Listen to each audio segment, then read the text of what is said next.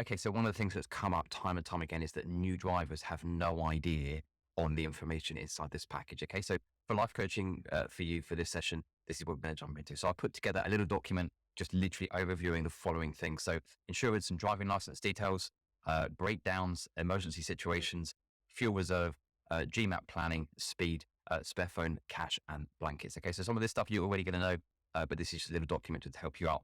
And you can watch this in the future. So if you're in a situation and you don't know what to do, you can always come back and refer to this. All right. So I'll keep it really short, really quick. Okay. So you need to make sure that whenever you're driving, whenever you're out on the road in a motor vehicle, make sure you've got your insurance documents and driving license. Okay. So your insurance documents might not be like a piece of paper. It might be a link online or an email, but make sure you know how to gain access to that in the situations, for example, accidents. And if police pull you over. Okay. So if it's an accident, you need to make sure that you are exchanging insurance details with the other person. Okay. Apart from that, you don't need to share anything. You don't need to share any information whatsoever. You just need to give them the insurance company and the insurance like reference number, your unique number, the account number for your insurance company. You don't need to give them your address. You don't need to give them like phone number really, because the insurance details sort of gives them that. If police pull you over, again, you need to just, stay calm with that and just show them the insurance details and show them your driving license. Make sure you have your driving license with you. So many times police officers, they pull vehicles over and the drivers go, I don't know where my license is. Also on that as well, make sure that your address is accurate on the driving license. So if you've moved, it has to be lined up. And that also goes for the vehicle when the vehicle's, if it's your vehicle, then make sure the address on the V5 is up to date. Okay, so that's insurance. Breakdowns. Okay, so breakdown will happen sooner or later. That happens to everyone. Don't panic. See if you can get breakdown cover. A lot of banks have it as an extra part on their, like for example, I'm with Lloyd's, and Lloyd's have breakdown cover included. Again, sometimes I think it's like £7 a month or something. Try and get breakdown cover before you sort of use your vehicle quite a lot. Because if you've broken down and you're sitting there going, I haven't got AA, I haven't got RAC or Green Flag, whatever company you want to use, the charge to take out insurance breakdown cover live in the moment is something like £200, £300. Okay, so you can save that by just literally paying like $7.99 a month. You also need to make sure that in your glove box, you have a piece of paper in pen, just write down emergency contact details. So you can put your name, your address, and then you can put like parents or your friends or your life coach as contact details, just in case you need to get hold of someone. All right. Next thing, emergency situations. Okay, so sometimes when you're driving, situations can crop up where you're like, oh my God, there's been an accident or someone's got road rage. Like more often than not, it's usually road rage situations or people are arguing on the street or you witness something, whatever it is. Number one, stop safely. Don't slam on. Just be careful. Just look at what's going on. Number two, lock the doors. If you're worried about yourself or you're worried about like, for example, I had a situation where I was driving and it was many, many years ago and a guy sort of gone out and approached my vehicle. So I just locked the doors. Okay, just for safety, lock the doors. Next thing, pick up the phone. Just pick up your phone and just dial 909 and go, hello, this is I'm really scared. There's a guy that's got out of a vehicle. Now, this is the vehicle registration plate. Give the registration plate. That will really help you out. Okay, so give the registration plate. Describe the man or the woman, whoever it is, and then literally just stay on the phone. If you can't do that, or there's someone else with you, the next best thing to do is to record everything. So get your phone out, get the video recording, and just literally film the whole thing. Just film the whole thing. Okay, whatever's going, just film the person, film the vehicle, and then when the police get involved, they can then watch that footage back, and then the police can sort it out. Okay. Last little point as well. Now, this is really interesting. A lot of the public don't know this.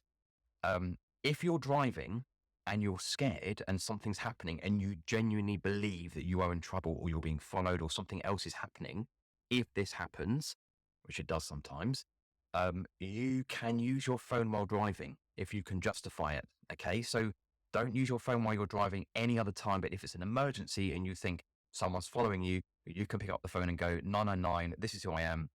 I'm driving my vehicle. There's someone behind me. They're following me. I can't see the registration plate, something like that. If you're being followed, that's what you do, only in an emergency situation. Okay. So don't think you can't use that. You can, but this is not publicly shared with everyone. Otherwise, everyone's going to say they're being followed. Okay. Next thing, fuel reserve. So many people screw up on this. Don't depend upon it. The second that little light comes on, just find the next fueling station. Okay. Find them. If you're doing a long journey, just make sure you can see where they are. Okay. So if you're driving up north, or you're driving down south, wherever you are, note them down so you know where they are. Next thing, Gmap planning. Okay. So I use Google Maps quite a lot. Save the route on your phone so you can access it offline. Okay. Because sometimes you'll go to black zones where you have no internet signal and the Google Maps might not function very well. Okay.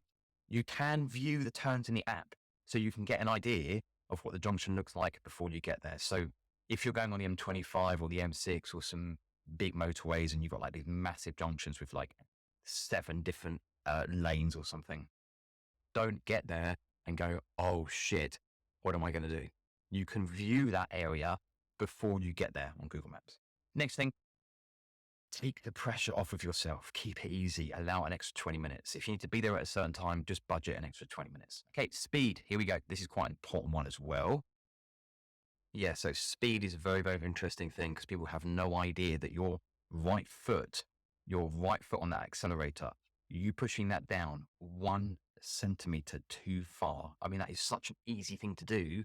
Just look at the construction of the leg and the foot. Okay. You have some of the largest muscles on your body, on your leg, obviously in your foot, and you use your feet every day. So it's not as if you're using a tiny, tiny weak muscle. Your foot is very, very easily able to press the accelerator down by 1 centimeter. Now, this sounds bloody obvious, and you're thinking, of course, Rich, I know that. Yeah, but the point is, okay, is that people think, and I'm just going to jump to the lowest bullet point on this, right? The difference between 30 and 33 miles an hour, if you're driving in a 30 zone, it means there's an increased risk of pedestrians and things and obstacles and hazards. Okay. If you just pass your test, you'll think, yeah, I know that. I can see that the road's clear. There will be a situation, I guarantee it, where someone at some point in your driving future will walk out in front of you.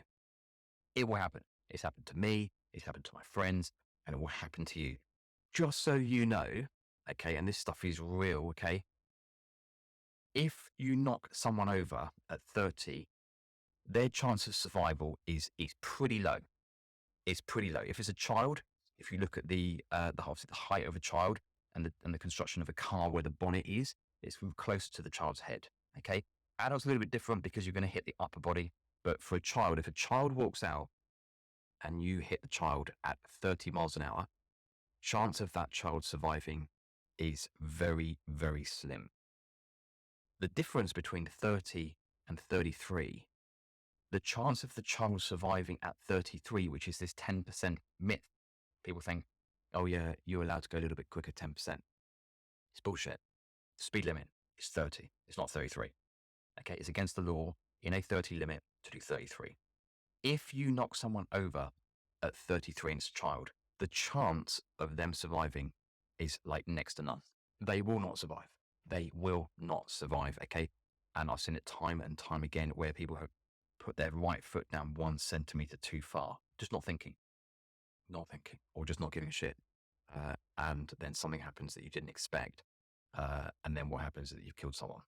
And even if you don't get sentenced for dangerous driving and serve prison sentence, okay, even if you still have to live the rest of your life knowing that you killed someone, okay, and that's not great. Even if it's not your fault, just don't take the risk. Okay, if you do 30 and you know you're doing 30, and if something happens, you can hold your hand up and go, I was doing 30. All right, so just little thing on speed. Next thing, let's have a look.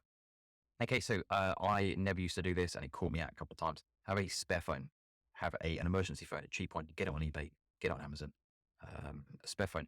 Keep it charged up, and have some cash as well in the car. And you'll need that for communication if something happens or your phone breaks.